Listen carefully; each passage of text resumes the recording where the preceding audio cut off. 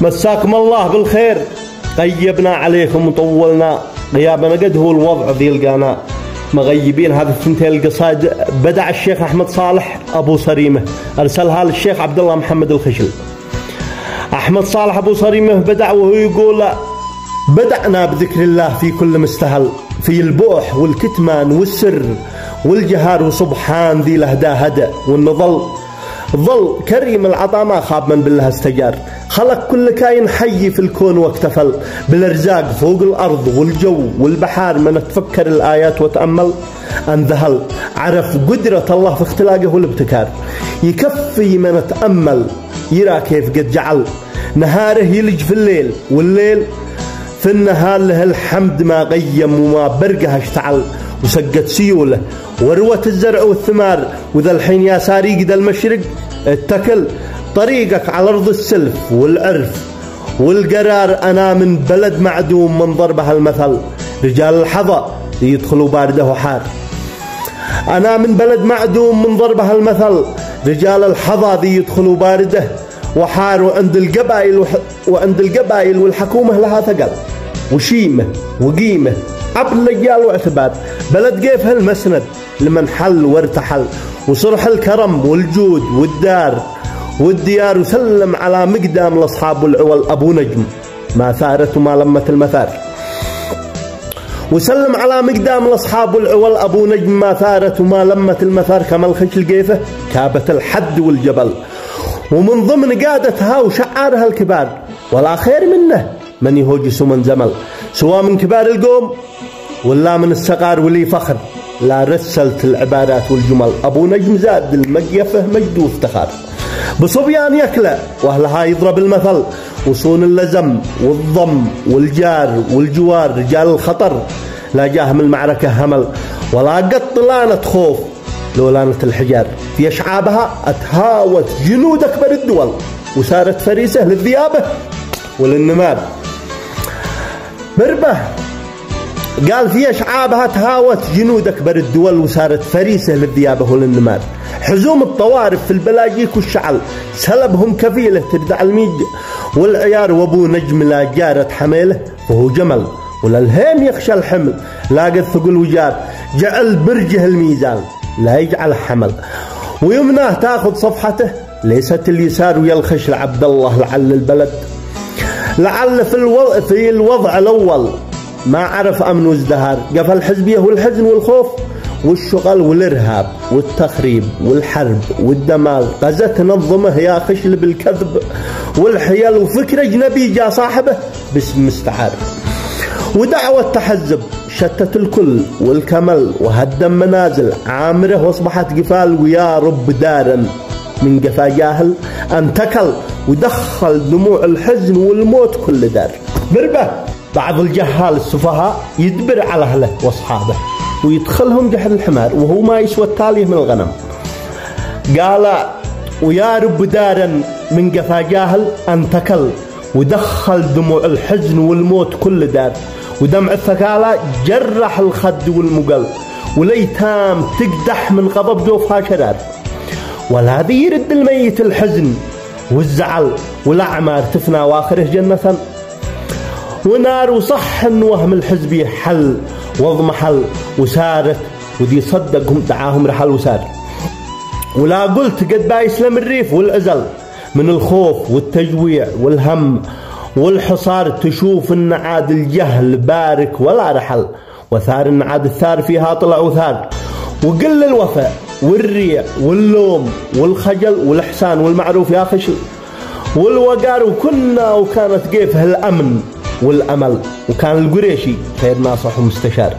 وصاب البلاد الجهل ومصابنا جلل، وبيناتنا متزايد الحقد والشجار. ولا قيفي إلا ذي على قيفها انفعل، وحمى على ذي ما تألم ولا يطار. خسارح علينا سار كم الرجل بطل، وطين المقابر كلفة المال والضمار. وعن الخسارة صرف الأموال والهلل، عن أكبر خسارة صرفنا خيرة الخيار. بربه نعم، تعرفوا أحداث قيفة كم طرحنا جماجم وروس في هذا الأحداث. قال وعما الخسارة صرف الأموال والحلال، عن أكبر خسارة صرفنا خيرة الخيار، ولا بايداوي جرح الأصحاب والعلل، سوى أصحابها ينسى لك قدر واقتدار، وكلين بالمصداق يخلص العمل، وبالحق غير الحق ماشي لنا خيار، لأن السياسة تنفث السم في العسل، حقائق جلية ما على أحداثها غبار، تبال الصفوف القل والغل والفشل من الجرم، لسبيل الورب لاقى في العكار بربه.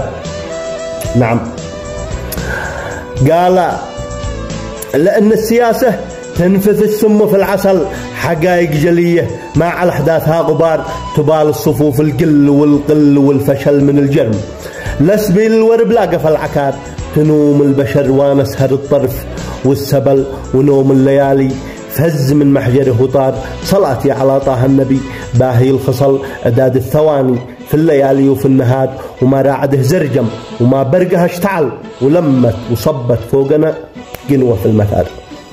الشيخ عبد الله محمد الخشل جوب وهو يقول توكلت بك يا جالي الهم والكسل، كما انت المهيمن وانت ذي نافع عن وضار، ولا تغلقت الابواب ما بابك انقفل، ورازق جميع الخلق كلا وله عاد، لك الحمد يا محمود يا غافر الزلل، على ما تلقينا من العج والغبار، وفرقع عيال العم والاخ والعول، كما هم ذياب الليل دعاسة القفار، ويا مرحبا غطى الشوامخ نداوط البلاد، السبائيون ذي شمها بخار بربه بوه. قالوا يا مرحبا غطى الشوامخ نداوط البلاد، السبائيون ذي شمها بخار، بقاف الصريمي خير من مد وانتول، وقومه تشيق الراس في خط الانتشار، رجال المواقف ذي تخالي في النصل، وارد كلاك نشوف توجد له السبار برببوه. رجال المواقف ذي تغالي في النصل، وارد كلاك نشوف توجد له السبار، تدافق في الساحة رتل من وراء رتل، تقول ان ذا استقبال في صالة المطار. بسم الله الرحمن. انتوا دي تسمعوا الكلام ولا ماشي؟ قال رجال المواقف دي تغالي في النصل، وارد كلاك نشوف توجد له السبار، تدافق في الساحة رتل من وراء رتل، تقول ان ذا استقبال في صالة المطار. سلامي لذي كالب وهاليه العزل، سلام الأخا من بحر ما هو من البياد. هذا ذي كالب بديكم نبذح عنها، خاصة الذي يتابعنا من في صفحة من خارج البيضاء وقيفهم أصحابنا قدهم عارفين الله. ذي كالب قبيلة أو فخذ من قبيلة آل أبو صريمة، ذي منها الشاعر البداع ذي بدع عند الخشل، ومنها الشاعر الشيخ ضيف الله ناصر أبو صريمة، ومنها أبو وافي علي القبسة رحمة ربي تغشاه، ذاك أبو وافي يسوانس خلق الله والثلثين، ومنها القاده والثوار الأزرق الله يرحمه. وذي كالب هذا